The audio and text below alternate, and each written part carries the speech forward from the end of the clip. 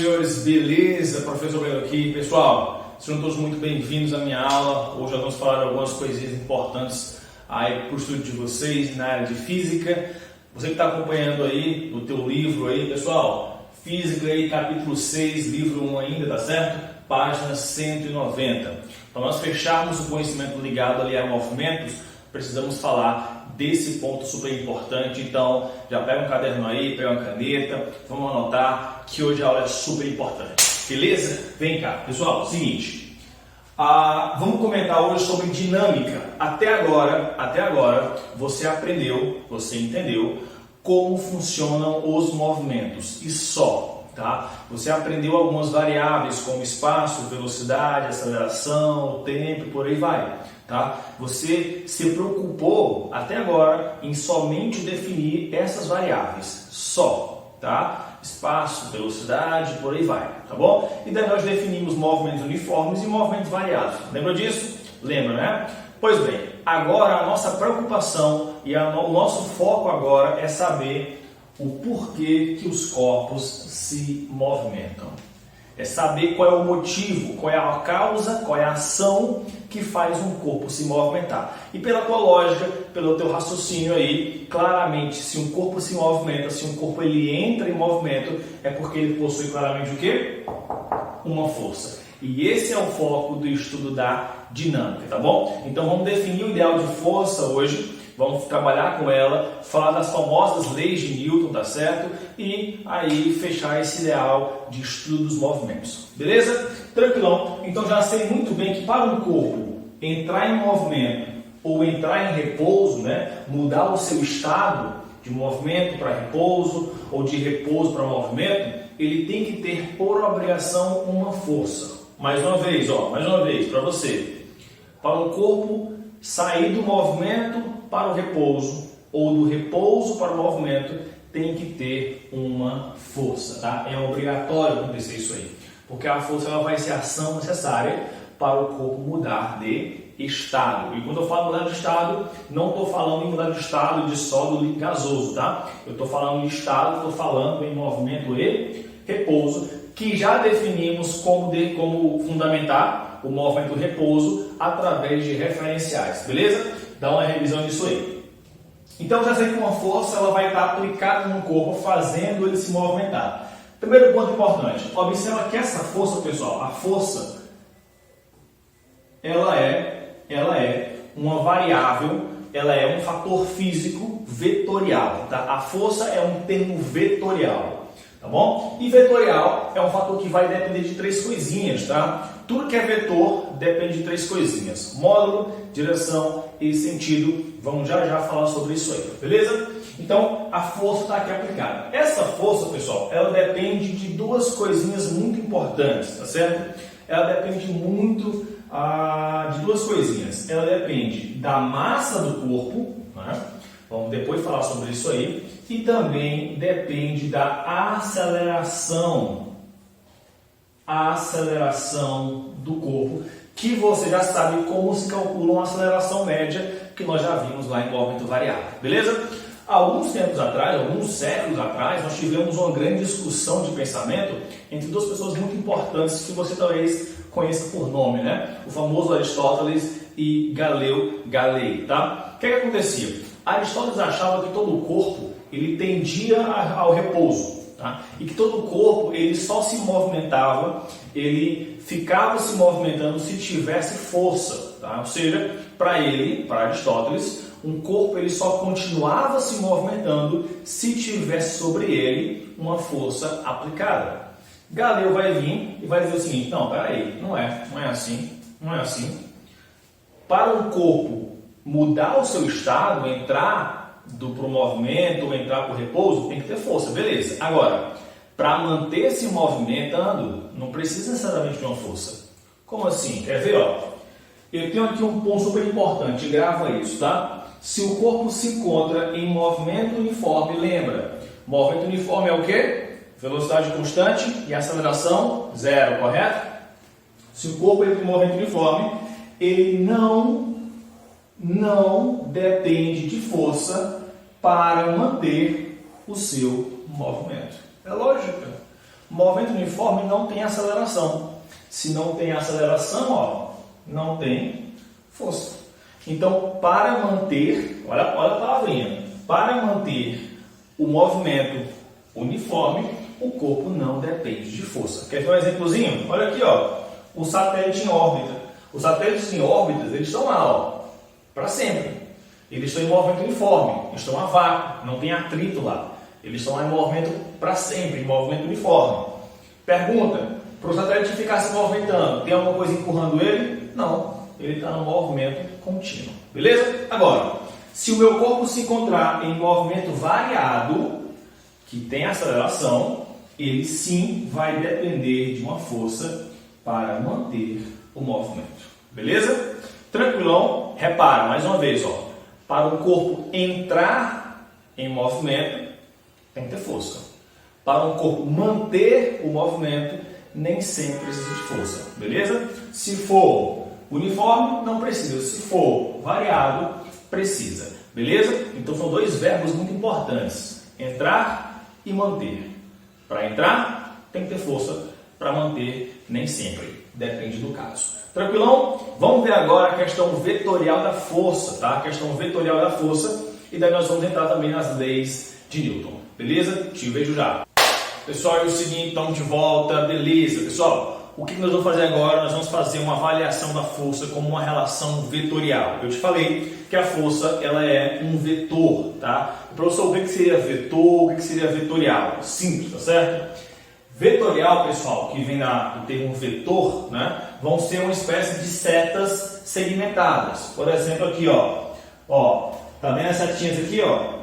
Essas setinhas significam vetor, tá? E sistemas vetoriais dependem diretamente de três coisinhas, tá certo? Vai depender, ó, vetorial depende de módulo, direção e sentido. Três termos fundamentais para definirmos vetores. O módulo, pessoal, quando você ouvir a palavra módulo, você vai lembrar de quê? Vai lembrar de valor. Quando ouvir a palavra direção, você vai lembrar de duas coisinhas, tá? Não confunde direção com sentido, beleza?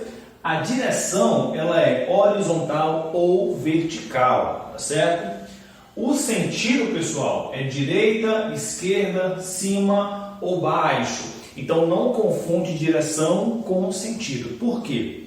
Saber as duas vai ser fundamental para você lidar com as propriedades vetoriais. Professor, mais uma vez, por que eu estou aprendendo vetores? Porque a força é um termo vetorial. Tranquilo? E aqui eu tenho três propriedades bem básicas, bem simplórias. Claro que tem muito mais, mas eu vou te ensinar apenas as três mais simplórias, mais básicas, para que você possa entender as questões do teu livro aí e nas provas, tá bom? Então aqui, ó, eu tenho três propriedades básicas: soma, subtração e Pitágoras, tá? Soma, subtração e Pitágoras para você não é desconhecido, você já deve ter visto isso na vida. Bora ver com relação a vetor? Como é que eu vou somar? Quando é que eu vou somar vetores? Vou falar bem devagar para você aprender de uma vez. Você soma vetores toda vez que eles possuírem a mesma direção e o mesmo sentido. Olha aqui, ó, força 1 e força 2, tá vendo? A força 1 está com a direção horizontal, com o sentido para onde? Sentido para direita, correto? Olha a F2, também horizontal e sentido para também direita. Ou seja, as duas têm a mesma direção e o mesmo sentido. Nesse caso eu vou somar, ó, a força resultante, né, o FR aí, vai ser F1 mais F2. Belezinha? Massa, subtração, ó. A subtração, pessoal, é quando eu tenho vetores, de novo, ó, quando eu tenho vetores que têm a mesma direção, só que sentidos opostos. Olha aqui, ó, a F1 tem a direção horizontal, só que para onde? Para a direita. A F2 tem a direção horizontal, só que o sentido para a esquerda. Então, repara, sentidos opostos. Quando são opostos, eu vou fazer o quê? Eu vou subtrair. Olha aqui, ó, F1 menos F2. Professor, sempre vai ser assim? Repara que a resultante, ó, seguiu o F1, ou a resultante que o FR seguiu o F1. Por quê? Porque o F1 é maior que o F2. Então, digo para você, a força resultante sempre vai seguir a força maior. No caso aqui é o F1.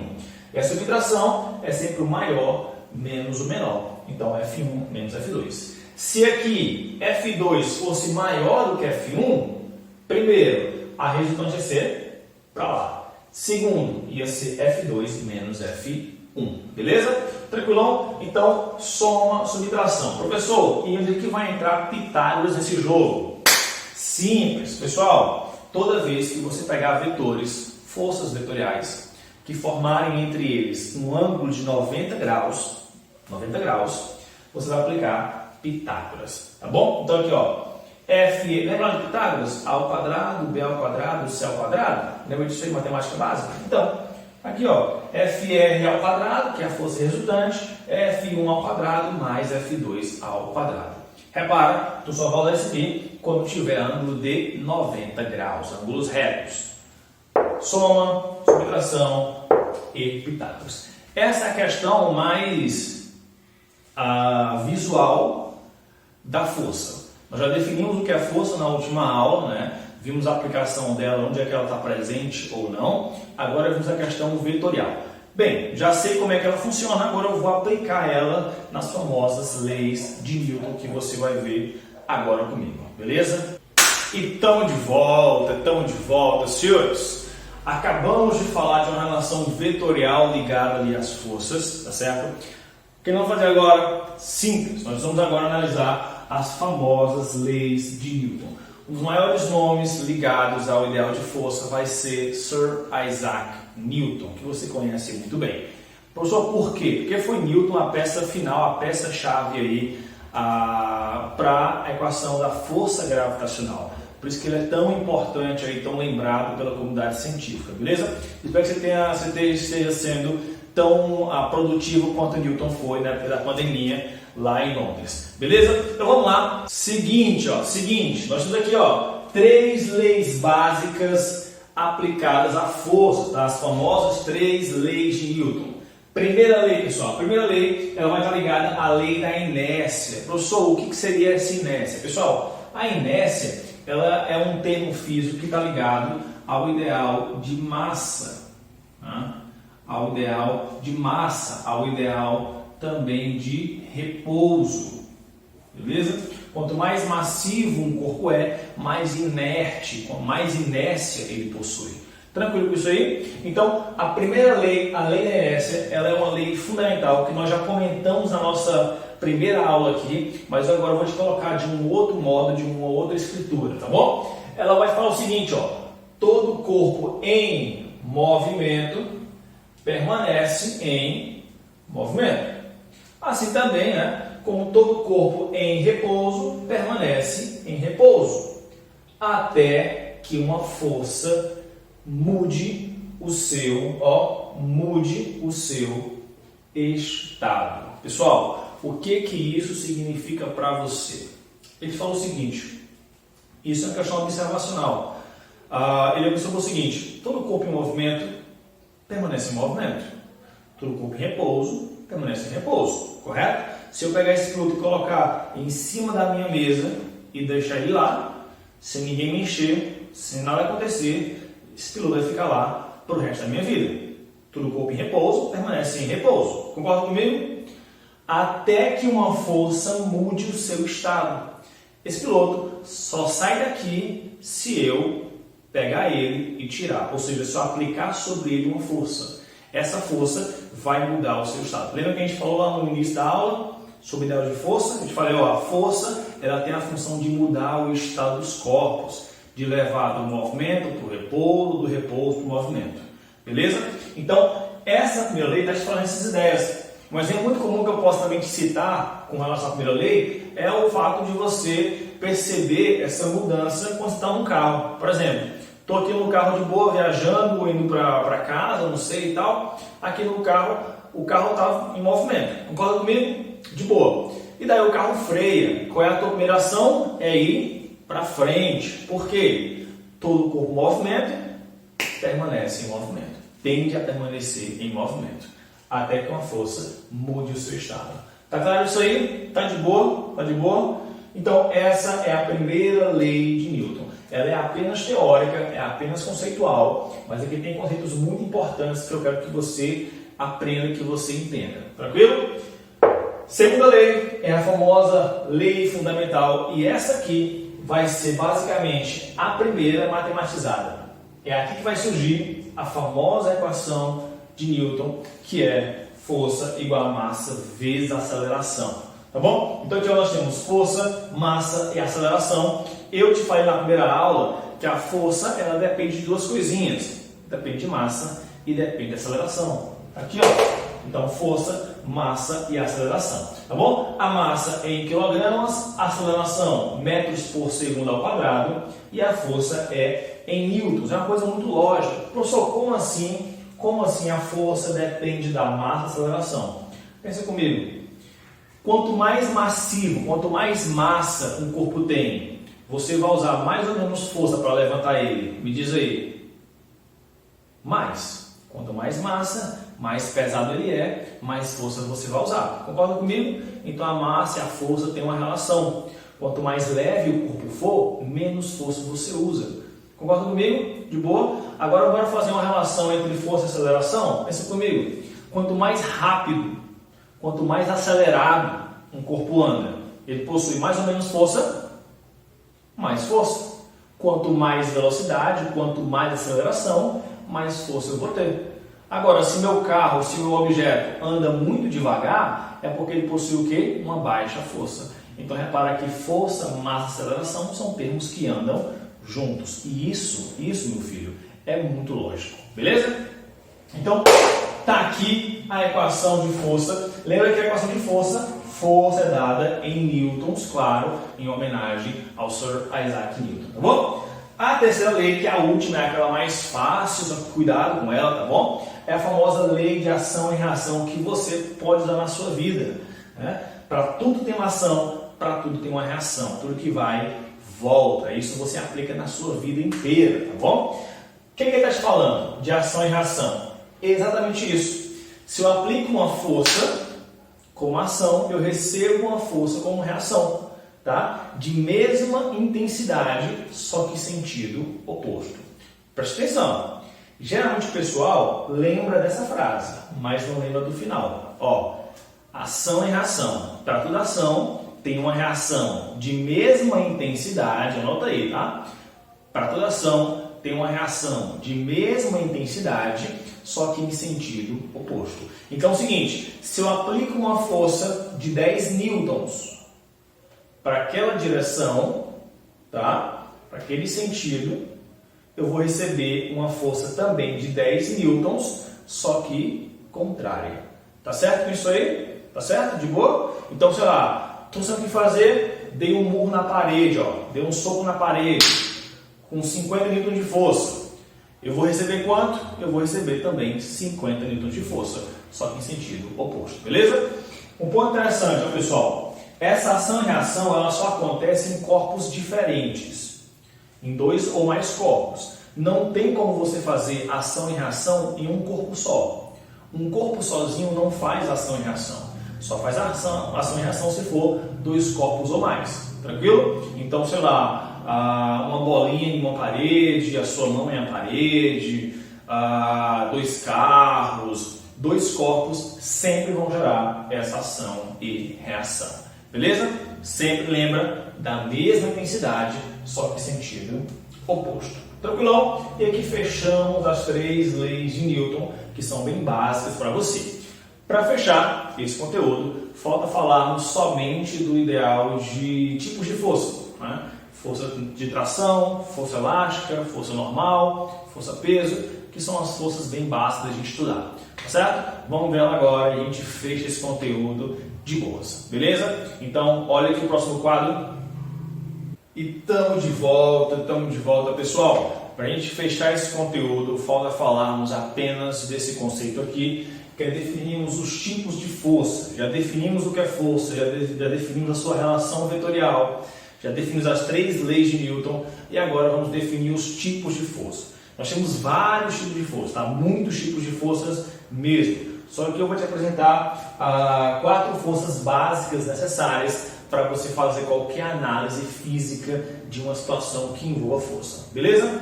Aqui eu tenho um corpo para você, eu tenho um corpozinho aqui, né, um blocozinho de massa específica, né, de massa M aí, por exemplo, e nele eu posso aplicar algumas forças importantes.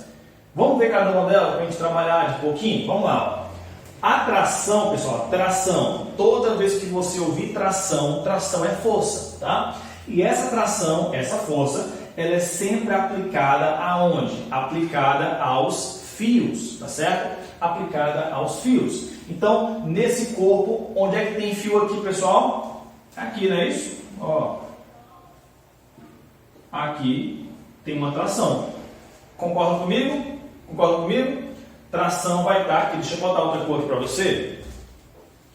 A tração está aqui, ó. Essa é a força de tração. Toda vez que tiver fio, vai ter tração. Professor, aqui tem algum cálculo? Não, é somente a questão visual da força. Tranquilo?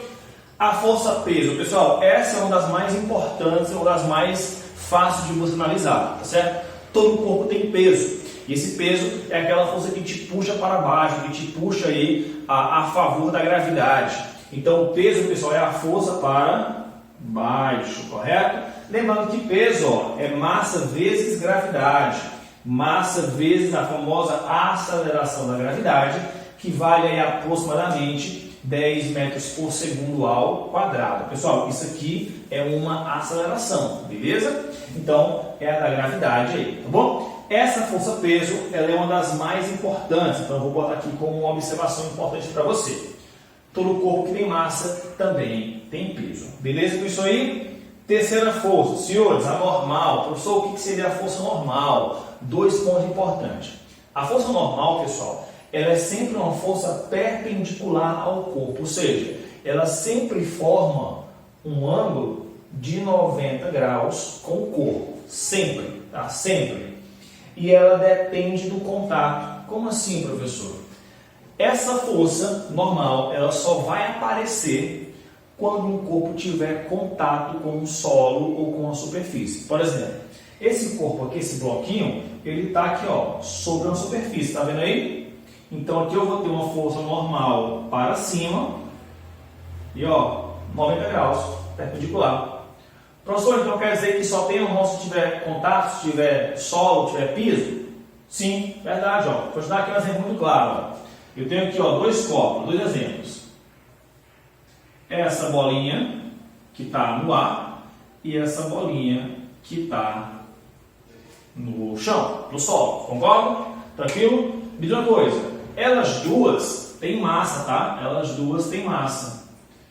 As duas, pessoal, possuem peso? Possui, porque se tem peso, se tem massa, tem peso. Então, vai ter aqui, ó, uma força-peso para baixo e uma força-peso para baixo, porque lembra, o peso é a força que te puxa para baixo. Tranquilão? Agora, as duas têm normal? Não. Só vai ter normal quem, pessoal? Essa aqui, ó, para cima, 90 graus.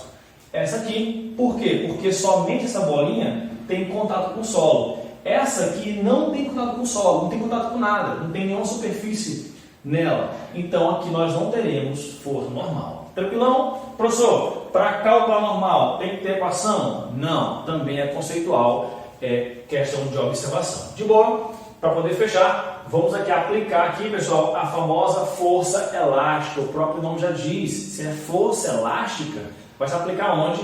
Vai se aplicar em molas. Então, onde você viu mola, relações elásticas, vai ter por obrigação uma força elástica. Está aqui, ó. Olha aqui, ó. Força elástica. Então, onde tiver mola, vai ter força elástica. E essa força tem uma equaçãozinha bem interessante. Está aqui, ó. Força elástica vai ser igual a menos Kx. Professor, o que seria K? O que seria o X? Vamos devagar. Primeiro, pessoal, tá vendo esse menos aqui? Esse menos, ele significa restituição. Como assim, professor? A mola é um sistema que retorna para o seu estado original. Por exemplo, Se eu pegar uma mola e eu estender ela, puxar ela e soltar, o que acontece? Ela volta para o seu modelo original. O ato dela de eu puxar e ela voltar se restitui. É um sistema que se restitui. Então, vai ser negativo. Então, tudo que volta para o seu estado original chama restituição. E se restitui, vai ter um negativo. Tá bom? É isso que ele significa. Professor, e o K? O K, pessoal, é uma constante da mola. E grava uma coisa importante. Essa constante da mola, pessoal, ela depende do tipo de material. Exatamente. Depende do tipo de material na mola. Então, se a mola for de prata, tem um K. Se a mola for de bronze, tem outro K. Se a mola for de ferro, tem outro K. Se ela for de alumínio, tem outro K. Então, cada material vai ter o seu próprio K. Então, essa constante, mais uma vez, depende do tipo de material. E o X, professor? O X, pessoal, é a chamada variação da mola. É quanto a mola varia, né? Quanto ela ou estende ou comprime, né? Então, é muito comum você ver nas questões assim. Uma mola que comprimiu 3 centímetros. Esse ato de comprimir, esse 3 centímetros aí, pessoal, é o X. É a variação da mola. Tá bom? Então, lembra. Tração se aplica em fios, peso, puxa para baixo. Tá aqui a equação para você. A normal é sempre perpendicular ao corpo e depende do contato, tá bom? E a força elástica vai sempre se aplicar a molas. Como eu te falei, nós temos várias e várias forças. Temos força gravitacional, temos ali vários ideais também de forças aplicadas que não cabe agora falar sobre elas, mas já te dei uma boa base de forças fundamentais para você fazer qualquer questão de física no teu livro. Tá bom? Tranquilo? Então aqui a gente fechou o conhecimento ligado à dinâmica. Nós entendemos por que os corpos se movimentam, nós entendemos o que é força, nós entendemos como ela funciona, nós entendemos a relação vetorial por trás, né, os vetores, dá uma revisada em vetores também, para você acrescer conhecimento, tá certo? E também definimos as leis de Newton, que são bem fundamentais, e definimos alguns tipos de força. Tranquilão? De boa? Então, pessoal, é isso. Se cuidem aí. Qualquer dúvida, me manda essa dúvida aí e em breve a gente se encontra. Valeu, senhores. Se cuidem.